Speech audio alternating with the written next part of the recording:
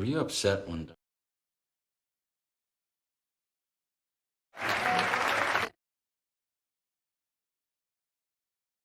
Akhir 1960-an, seorang penjahat kecil berusia 17 tahun bernama William Bill O'Neal ditangkap polisi di Chicago setelah mencoba mencuri mobil saat menyamar sebagai petugas federal.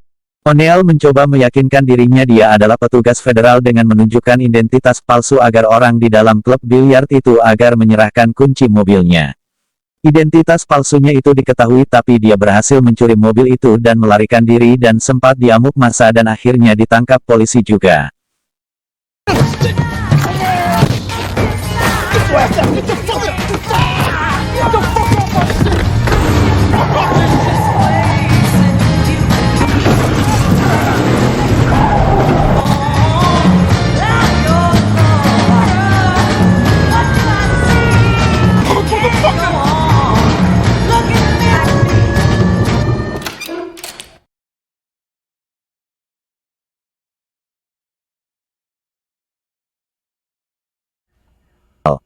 Tapi kemudian dia didekati dan dimanfaatkan oleh agen khusus FBI Roy Mitchell, yang menawarkan agar tuntutan O'Neal dicabut jika dia mau bekerja sama dan menyamar untuk biro tersebut.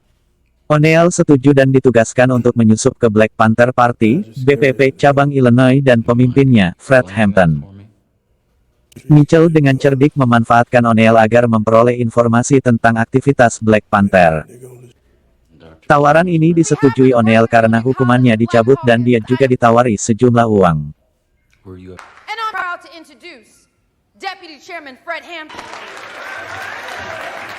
O'Neal mulai dekat dan akrab dengan Hampton, dan bekerja untuk membentuk aliansi dengan geng saingan dan kelompok milisi sambil memperluas jangkauan masyarakat melalui program sarapan gratis untuk anak-anak BPP.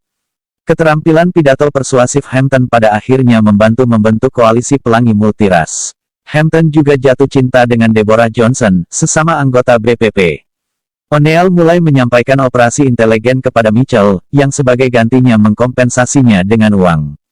Ketika seorang buronan anggota partai, George Sams, bersembunyi di kantor BPP setempat, O'Neal mengetahui dari Mitchell bahwa Sams adalah seorang informan yang keberadaannya di kantor BPP memungkinkan biro tersebut mendapatkan surat perintah penggeledahan.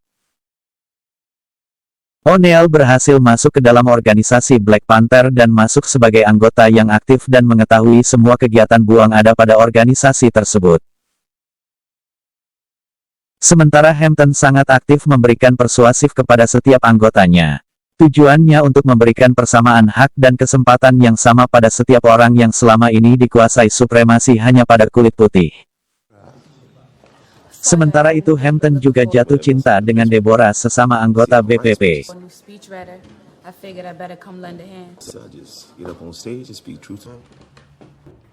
O'Neal kini aktif di kelas dan Hampton yang selalu menyemangati anggotanya dan rencana-rencana mereka ke depan. Hampton juga memberikan pengarahan pada O'Neal sebagai anggota baru dan melihat bagaimana reaksi O'Neal melihat rencana itu. Anybody? Oh, come on now. I mean, I'm taking liberties. Do not take liberties with... Aren't just your sisters, they're your sisters in arms. And... Like it. 20 pushes for discipline. Walau demikian O'Neal tetap dipelonco seperti disuruh push up sebagai anggota yang baru. Semua kegiatan O'Neal dilaporkan kepada Michelle, dan mengikuti secara seksama semua yang dilaporkan. O'Neal jelas sebagai pengkhianat, tapi apakah kegiatan BPP ini sudah sangat mengkhawatirkan negara sampai diperlakukan sedemikian? Operasi intelijen oleh O'Neal telah disampaikan kepada Michelle dan sebagai kompensasinya diganti dengan uang. You're not there. You can help yourself. Of the good stuff, there's a bottle of scotch in this bottom cabinet. Hey, how much money you make, man?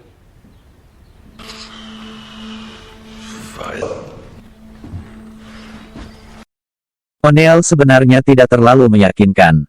Tapi dalam waktu singkat, dia bisa menghadiri pertemuan BPP di mana Hampton membimbing para pengikutnya menuju visi Amerika yang lebih inklusif dan adil.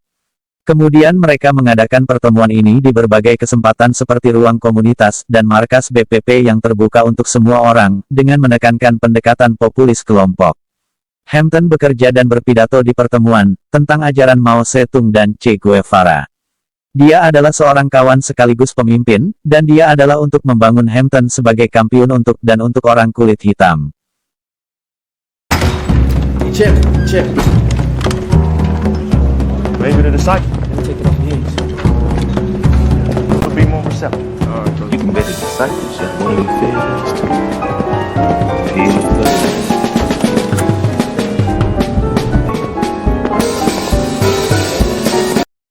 Hampton bertubuh kokoh dan tatapan mata yang tajam dan mantap dan tampak lebih tua di usia 20 tahun, begitu juga dengan O'Neill ketika FBI merekrutnya yang masih berusia 17 tahun. Karena kehidupan masa muda seperti mereka tidak dapat menikmatinya dan terus sampai kapan. Tetapi juga tidak adil untuk mengabaikan bagaimana Hampton membuat sikapnya yang defensif karena situasi yang tidak menentu seperti itu. Akhirnya Hampton ditangkap juga akibat berbagai aksi yang dituduhkan kepadanya. Hampton dibawa polisi di depan Deborah yang protes keras atas penangkapan itu.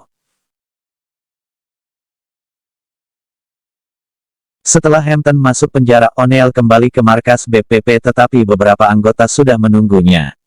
O'Neill merasa terkejut tapi dia mencoba menenangkan diri, dia khawatir juga jika dia telah diketahui sebagai informan untuk Mitchell.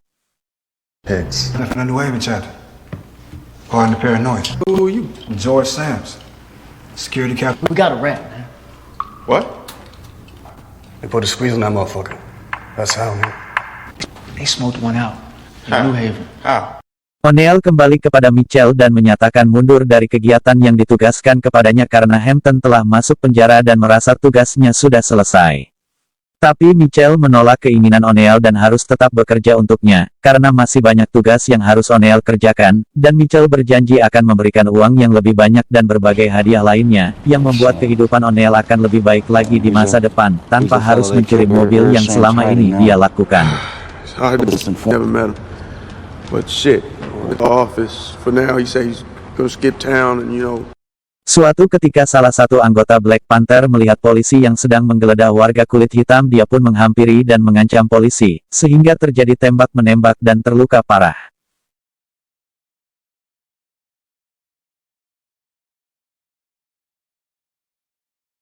Ia kemudian dibawa ke rumah sakit tetapi dalam rumah sakit tetap dikawal oleh polisi. Seorang teman lainnya mencoba melihat kondisinya, tetapi dihalangi oleh polisi yang bertugas untuk menjaganya.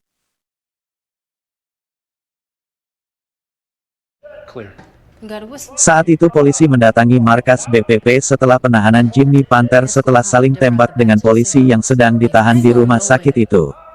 Terjadi perdebatan antara Deborah dengan anggota BPP lainnya agar tidak perlu melawan polisi. Tapi anggota BPP ngotot untuk melawan polisi. Protect myself. But you don't got just yourself to think about anymore. But I reckon I didn't want to have to say it like this. That's what you're going through with the chairman being locked up and everything. Kembali ke markas BPP, polisi mengepung markas itu dan menangkap anggota dan aktivis yang lain setelah penembakan polisi itu. O'Neill dan Deborah ada di dalam rumah itu. Anggota BPP nekat akan melawan polisi. Sementara O'Neill berusaha keluar markas itu tapi beberapa kali ada anggota lain yang ada di situ. Akhirnya ketemu juga keluar dari pintu belakang dan tanpa diketahui oleh siapapun dan membuang senjatanya. Sementara di dalam terjadi tembak-menembak dengan polisi. Wait! You okay?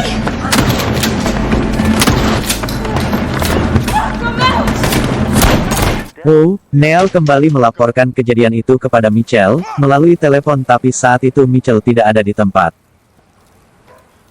What do we need? What do you mean? You the handyman.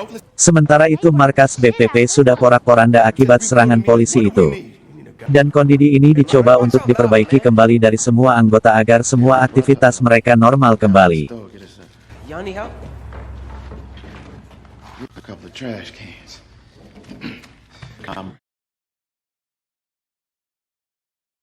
Hampton akhirnya dibebaskan setelah mengajukan banding. Di luar penjara dia telah ditunggu Deborah dan menunjukkan perutnya yang telah mengandung anak mereka.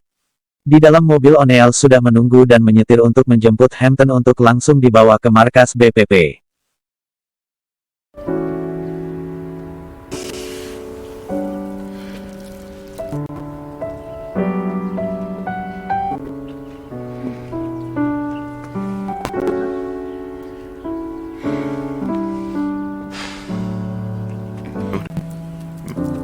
You know this?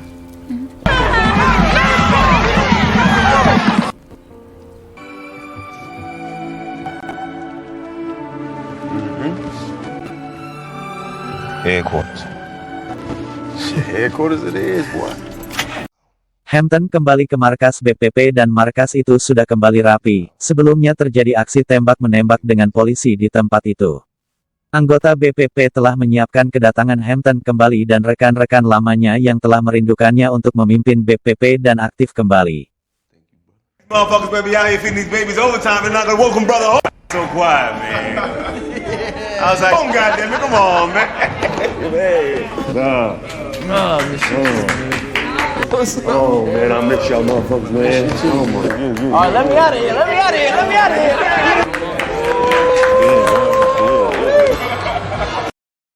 Kedatangan Hampton mereka merayakan, tapi di tengah kegembiraan mereka terhenti karena mendapat telepon dari rumah sakit bahwa rekan mereka yang dirawat di rumah sakit karena menembak polisi, yaitu Jimmy Palmer telah tewas ketika dipindahkan ke rumah sakit yang lain. But we war. Pressure. For your pain system. Jimmy Palmer. He's gone. So hearing about this, man. Who was shot? Hey, he's fine. I know that. He died. It's impossible. Just talk to him. Last night. Okay. Anybody go for me? Walaupun kejadian ini sangat memukul mereka semua, tapi kegiatan mereka harus tetap berlanjut dan Hampton telah ditunggu oleh para pendukungnya dan menyampaikan pidatonya, dan menyatakan saat ini dia sudah bebas penuh, dan disambut riuh oleh pendukungnya. I'm free, y'all.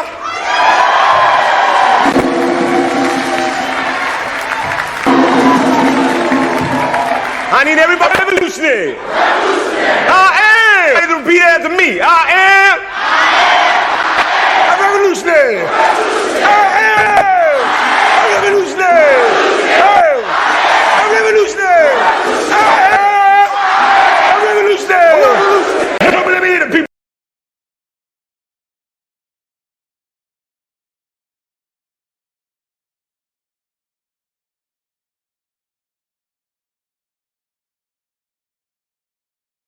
Di tengah teriakan yel-yel revolusi, O'Neill juga ikut meneriakan yel-yel itu. Sementara itu Mitchell juga ternyata hadir dalam pertemuan itu. O'Neill juga sebenarnya tidak menyangka kehadiran Mitchell di acara itu.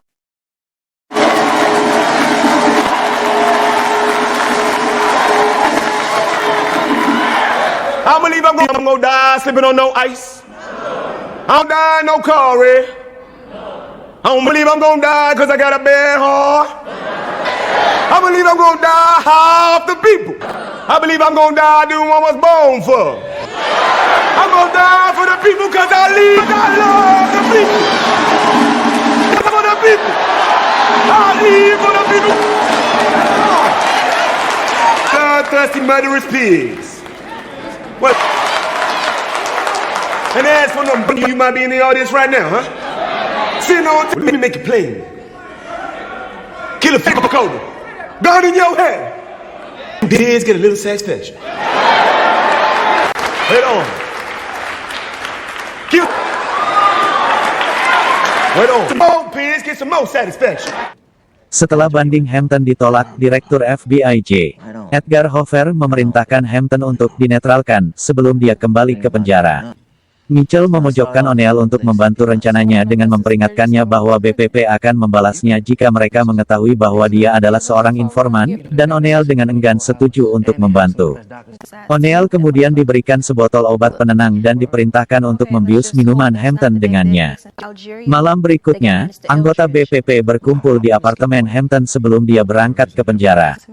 Seorang pemimpin geng sekutu menawarkan uang Hampton baginya untuk melarikan diri dari negara itu, tetapi dia menolak menolaknya dan sebaliknya memerintahkan sebuah perwalian untuk didirikan dengan uang itu atas nama Jake. Saat malam semakin larut, O'Neill dengan enggan meminum minuman Hampton dan segera pergi setelah itu. Mereka semua kumpul di apartemen Hampton dan O'Neill juga di situ. Tampak Hampton menyulangi makan istrinya karena Deborah yang sedang hamil saat itu. Lalu O'Neill keluar dari apartemen Hampton sementara beberapa anggota BPP lainnya bersama Hampton untuk menemaninya. Karena mereka semua berjaga-jaga karena kemungkinan polisi akan menjemput Hampton kembali ke penjara. Inilah pengkhianatan O'Neill terhadap BPP yang disebut sebagai Judas dalam film ini. O'Neill melaporkan keberadaan Hampton dan semua anggota BPP lainnya. Dan tak lama kemudian polisi pun datang dan menembaki ke dalam rumah dan termasuk membunuh Hampton di depan istrinya Deborah.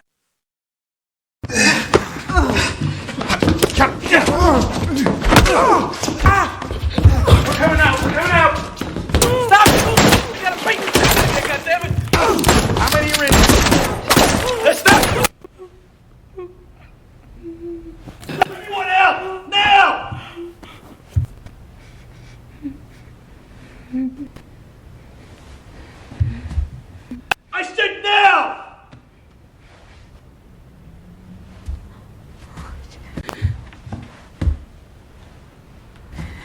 Get over here.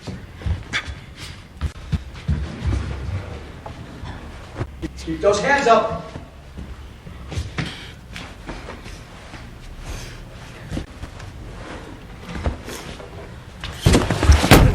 What do you know? We got a broad. Here. Take her. Come here.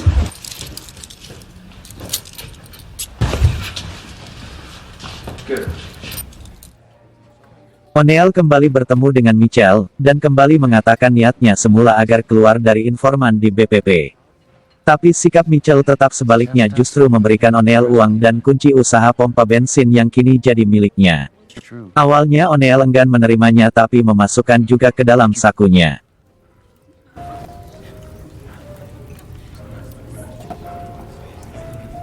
Take it. You don't have to if you don't want.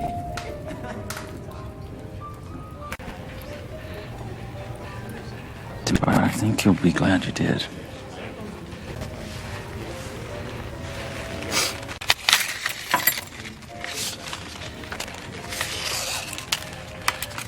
Inilah upah O'Neill yang dia terima dengan menjual nyawa Hampton. What's up? In Maywood, there's a lot of money in gas. It's yours. Film diakhiri dengan rekaman arsip pidato Hampton, prosesi pemakamannya, dan wawancara yang diberikan O'Neill pada tahun 1989. Kartu judul menyatakan bahwa O'Neill terus bekerja sebagai informan di dalam BPP sebelum melakukan bunuh diri. Gugatan diajukan terhadap FBI pada tahun 1970 dan 12 tahun kemudian diselesaikan dengan $1,85 juta. Saat ini, Fred Hampton Jr. dan ibunya menjabat sebagai ketua dan anggota Dewan Black Panther Party Corps. Fred's dead, man. Any news? I ain't no goddamn Panther no more. You sure about that?